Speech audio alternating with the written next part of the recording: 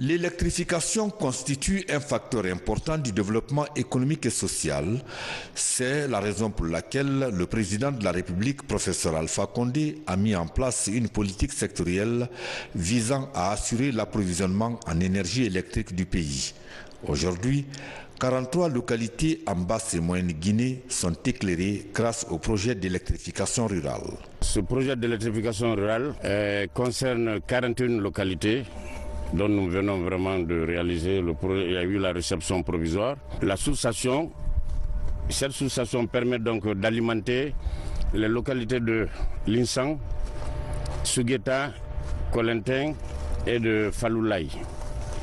Sa puissance est de 5 MVA. Elle a été réalisée sur piquage de ligne sur la ligne 110 kV de Garafiri. Donc depuis le lancement du barrage de Garafiri en l'an 2000, ça fait 18 ans, ces populations étaient survolées par la ligne électrique sans avoir de courant. Donc c'est maintenant que grâce à ce projet financé donc par la Banque africaine de développement et le gouvernement guinéen que ce projet a vu le jour et le courant est déjà lancé. Et ça nous inspire vraiment de continuer le même type de projet. Et la Guinée a un taux très faible encore en électrification rurale. Donc ce n'est pas Conakry seulement qui constitue la population guinéenne. Et la grande majorité est à l'intérieur du pays. Et pour donc améliorer les conditions de vie de ces populations, ça passe forcément par l'électrification rurale. Sur le terrain, le projet d'électrification rurale a permis la réalisation d'un poste source simplifié 110-30 kV à Sugueta, 205 km de lignes moyenne tension de 30 kV, 128 postes aériens de 100 kVA et 160 kVA, 19 postes câlines maçonnés moyenne tension basse tension de 100 kVA, 4215 lampadaires pour l'éclairage public et 30 500 compteurs électromécaniques ont été installés. Les entrepreneurs reviennent ici sur les circonstances dans lesquelles ces travaux ont été exécutés. On est au poste 110 kV de Sugueta, c'est-à-dire que c'est un poste 110 kV, ça veut dire que c'est un poste qu'on a mis en dérivation sur la ligne, donc sur la ligne qui passait donc au pylône 54. Voilà, donc sur le pylône 54, on a fait un poste en dérivation et ce poste il sert donc à transformer donc le 110 kV en 30 kV et alimenter deux lignes de distribution donc de Sugueta jusqu'à Kolente et de Sugueta également jusqu'à Linsan.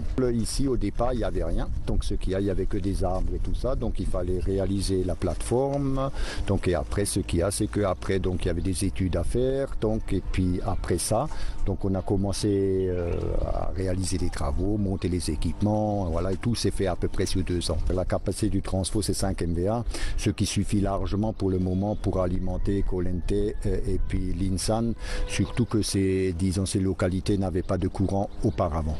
On a fait un projet qui a duré environ 2 ans. Nous étions installés dans la zone de Pita et nous avons rayonné dans toutes les localités qui ont bénéficié du projet. Et ça s'est très bien passé. On a eu de l'aide des autorités locales, des populations locales. C'était un projet qui s'est passé très bien. Mais le point central était au niveau de Pita. Et les travaux ont porté sur quoi? L'électrification de localités et la réhabilitation de réseaux tels que Pita, Dalaba, Timbi, Madina. Non, ça s'est relativement bien passé.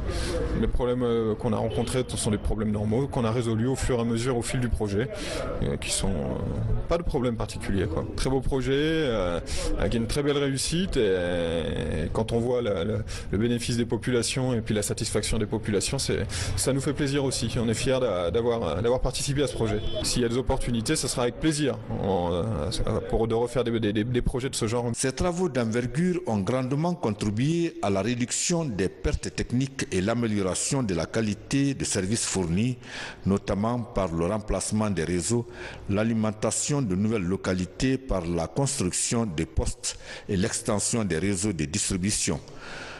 Tous les villages situés à proximité des lignes de transport des barrages de King Kong à Pita et Garafiri à Kindia sont à ce jour électrifiés. Toutes choses qui réconforte les populations bénéficiaires. Ce qu'on a eu à Broual-Tapé, on est content de ça et nous voulons à ce que ça soit augmenté. On a 2 transformateurs ici de 160 kVA. Avant, il y avait un seul transfo. Il y a eu des clients qui sont ajoutés aux anciens clients qui étaient là. Maintenant, les clients sont contents de ce qu'on a eu ici et nous demandons aide à ce que ça soit ajouté.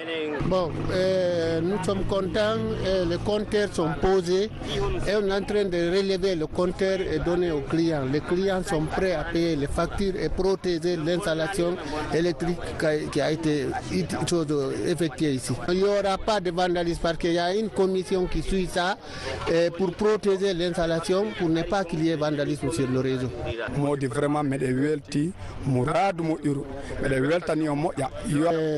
Les gens de Bomboli qui sont contents de l'installation qui est des INEO, Banque africaine de développement a réalisé, qui sont très contents et qui sont contents, ils demandent encore d'ajouter s'il y a la possibilité d'autres installations dans les localités voisines. Très contents de réalisation du réseau de Bomboli et nous sommes prêts à payer les factures. Et ce qu'on a l'intérêt dans ça, nous regardons aujourd'hui la télévision et nous branchons nos téléphones et on a nos congélateurs qui sont branchés et on a beaucoup de choses qu'on peut utiliser le courant maintenant sans avoir de difficultés. Nous sommes très ravis de ce que vous avez fait. Nous sommes prêts à protéger l'installation et d'ailleurs on va trouver une commission là qui va veiller sur l'installation pour ne pas qu'il y ait des vandalismes sur le réseau. Nous sommes très satisfaits du projet PR dans notre quartier. À chaque fois qu'ils vont nous facturer, nous ferons face aux dépenses de facture d'électricité. Avec le courant, on tire des avantages là-dessus parce que nos enfants révisent. Ça nous permet de faire réviser les enfants et regarder la télé et même conserver nos condiments. Vraiment, on est très content de l'installation électrique. Vraiment, le courant donne bien ici. Vraiment, la nuit, il y a l'éclairage, vraiment, on est très content. Depuis au moins 2 semaines comme ça, il n'y a pas eu de coupure, même une fois. Vraiment, c'est la qualité est très normale, quoi. Vraiment, ça nous donne la chance de bien vivre ici parce qu'il y a l'eau fraîche, il y a le courant, même la journée, on peut allumer les parties humides comme ça et que ça réponde bien. Ça vient de 18h30 jusqu'à 6h, c'est continuel d'ailleurs. On est prêt à payer la facture, oui. Une mission du groupe de la Banque africaine de développement était récemment à Conakry. Elle est venue visiter ses installations à Pita, Dalaba, Mamou et Kindia.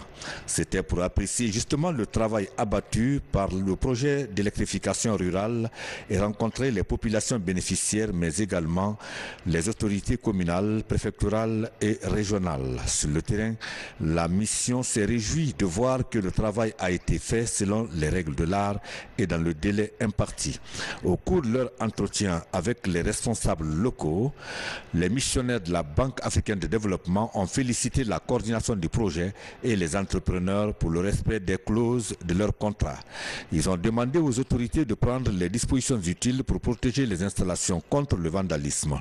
Et celles-ci ont promis fermement de respecter scrupuleusement ces recommandations et d'amener les populations bénéficiaires à payer les factures d'électricité. Après le lancement du courant à Sugueta, Kolantin et Lisan, la population est très contente. La nuit comme le jour, on a de l'eau glacée et on a le courant un peu partout, vraiment sur toute l'étendue, vraiment nous avons le courant à l'heure là. S'il plaît à Dieu, les citoyens vont payer les factures. Parce qu'à chaque maison, un compteur. À chaque maison, un compteur déjà installé. La jeunesse est déjà informée pour ça, que de nous tous, on n'a qu'à prendre des gardes pour veiller les installations là et sécuriser l'installation encore. Nous sommes très heureux de vous recevoir ici dans la cité de Pita parce que vous êtes une institution africaine, la BAD, qui est en train d'appuyer toutes les communautés dans le cadre du développement. Sachez que ce que vous avez fait à Pita, dans le cadre de l'amélioration de l'énergie électrique, est venu à point nommé. parce que les anciennes installations datent de plus de 50 ans. Donc c'était une vétusté, tout était fini, ce n'était plus de bonne qualité. Depuis que vous avez pris la chose en main, à travers l'entreprise INEO, la qualité du courant a été améliorée. Nous saluons très sincèrement l'entreprise INEO qui, durant tout son parcours, nous a associés pour surmonter des difficultés. Alors, il nous manque encore des localités qui n'en ont pas encore bénéficié. Nous vous sollicitons auprès de vous pour que encore vous nous appuyiez pour que les collectivités-là bénéficient du courant de qualité. Donc ici, j'ai reçu cette mission. Il a fait part, n'est-ce pas, de la joie que les populations de Pita, tout entières, n'est-ce pas, ont ressenti d'avoir ce courant. Et notamment comme Sintali qui n'a jamais eu le courant depuis 1966 malgré qu'ils habitent le barrage de King Kong. Des localités comme Bomoli, comme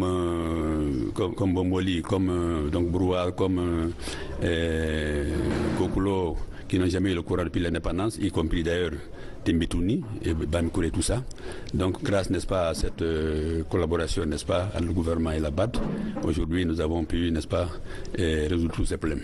Alors je souhaite saisir l'occasion pour encore demander à la BAD de faire encore beaucoup plus. Je sais que la Banque africaine de développement, n'est-ce pas, il doit financer, c'est pour tous les pays d'Afrique d'abord, mais c'est encore, n'est-ce pas, pour toute la Guinée, pas seulement Pita. Mais je souhaite qu'en cas de possibilité, n'est-ce pas, que d'autres localités de Pita en bénéficient encore. Le projet d'électrification rurale a un impact hautement positif sur la vie des populations de Mamou. Parce qu'aujourd'hui, le réseau est totalement rénové, même renouvelé complètement, parce que l'ancien réseau est démantelé, mais la desserte en électricité est tout à fait régulière.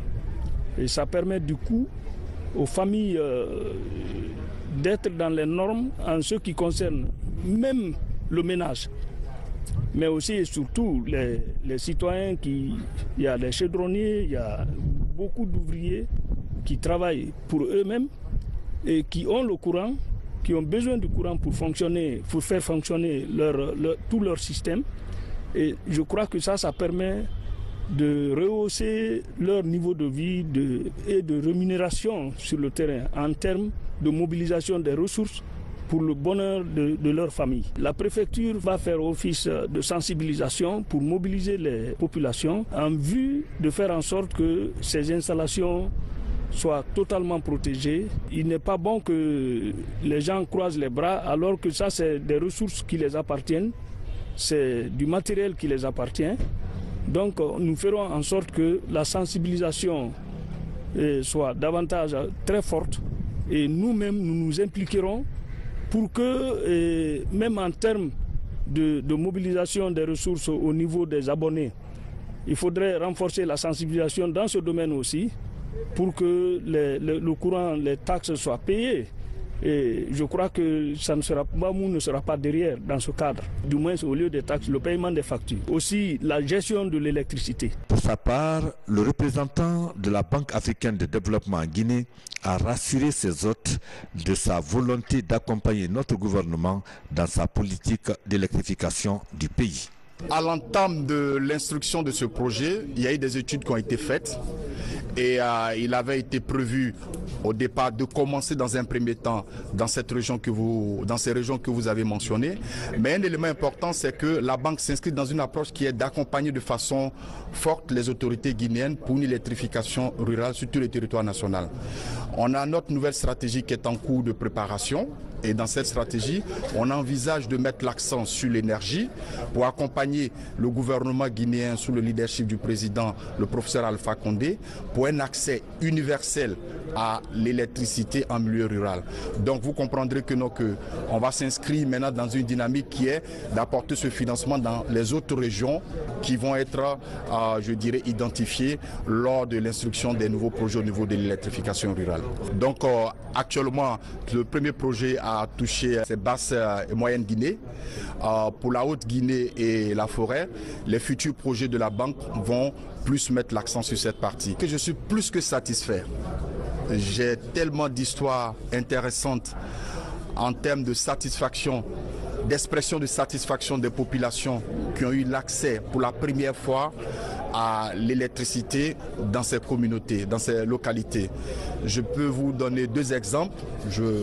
Le premier, c'est que j'étais parti inaugurer le poste de Sougueta avec son Excellence le Président de la République et j'ai vu de mes propres yeux l'enthousiasme des populations locales à exprimer leur joie d'accéder à l'électricité pour la première fois depuis l'indépendance. Et un autre exemple, j'ai aussi vu pour la première fois lorsque l'électricité a été donnée à une localité et le soir on a constaté que les bœufs sont sortis en pensant que c'était la journée. Or on était dans la nuit. Cela témoigne de la joie totale, non seulement des êtres humains mais du bétail dans cette dynamique de pouvoir accéder de façon universelle à l'électricité. Donc je veux dire que la banque jouera toujours son rôle qui est d'accompagner la République de Guinée pour qu'il y ait un accès universel à l'énergie sur tous les territoires nationaux. C'est notre objectif et on fera de telle sorte que cet objectif puisse se réaliser avec la volonté des plus hautes autorités, tant au niveau de la Banque africaine de développement comme au niveau du pays. Justement, c'est le 20 janvier 2018 que le président de la République, professeur Alpha Condé, a procédé à l'inauguration de ces différents postes électriques à Wonkifon et Sougueta dans Kindia, Timbitouni, à Pita, Pita-Centre, Kebali dans la préfecture de Dalaba et à Mamou-Centre. Une journée très chargée pour le chef de l'État qui continue d'honorer ses engagements vis-à-vis des populations longtemps restées dans l'obscurité. C'est pourquoi il a fait partout l'objet des puissantes mobilisations des bénéficiaires de ce projet d'électrification rurale. Dans son discours de circonstance, le professeur Alpha Condé a salué et félicité ces populations reconnaissantes de son travail et de l'élan que prend la Guinée dans sa marche ascensionnelle. Il a indiqué que l'électrification totale du pays reste et demeure son ambition pour que la Guinée se développe. Les barrages sur le Kounkouré étaient prévus depuis 1927. Les Français avaient prévu de faire ce barrage. Malheureusement, ces barrages n'ont pas pu être faits. La première République n'a pas pu faire de barrage sur le Kounkouré. La deuxième République a fait le barrage de Garafiri qui fait 75 MW. Donc de la période coloniale à 2010, on n'a pas eu plus de 100 MW de barrage hydraulique. Or, sans électricité, nous ne pouvons pas progresser. C'est pourquoi depuis mon élection, j'ai fait de l'énergie un des points principaux de mon programme. Donc je peux vous dire, et à la face de l'Afrique et du monde, que d'ici 2020, nous aurons fait 1000 MW d'électricité barrage hydraulique, 10 fois plus que la Guinée en 100 ans. Nous avons fini en 2015 le barrage de Kaleta qui fait 240 MW. Vous avez vu que les travaux de barrage de Swapiti qui fait 450 MW sont très avancés. Nous avons lancé les travaux du barrage Amaria qui fait 300 MW. Le barrage de Kukutamba, on est en train de dépouiller les affaires d'offres afin de commencer la construction du barrage de Kukutamba qui se trouve à Tougué qui fait 293 MW. Mais le courant, ce n'est pas seulement pour les villes, ce n'est pas seulement pour Conakry. Tous les Guinéens ont le même droit que ceux de Conakry pour avoir le courant. Évidemment, cela ne peut se faire progressivement. J'avais promis à mon passage, lorsque les gens sont pleins à Pita, que nous allons faire en sorte d'électrifier plusieurs sous-préfectures de Pita. Nous avons donc réhabilité le centre de Pita. Nous avons électrifié Borowel Tapé, Bombouli, Banikouré, Timbi-Madina. Timbi-Madina, on a réhabilité comme à Pita. On a électrifié Sintali, Kokolo et Timbitouni et Afia Alabé. On a réhabilité le centre de là-bas.